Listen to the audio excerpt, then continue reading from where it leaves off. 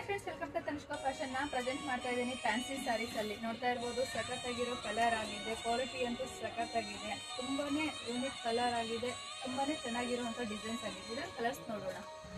ನೋಡ್ತಾ ಇರ್ಬೋದು, ಪಿಂಕ್ ಅಂತೂ ಸಖತ್ತಾಗಿರೋ ಕಲರ್ ಆಗಿದೆ. ತುಂಬಾನೇ ಯೂನಿಕ್ ಆಗಿದೆ. ಡಿಸೈನ್ಸ್ ಅಂತೂ ತುಂಬಾನೇ ಕ್ವಾಲಿಟಿ ಇರುವಂತ ಸ್ಯಾರೀಸ್ ಆಗಿದೆ.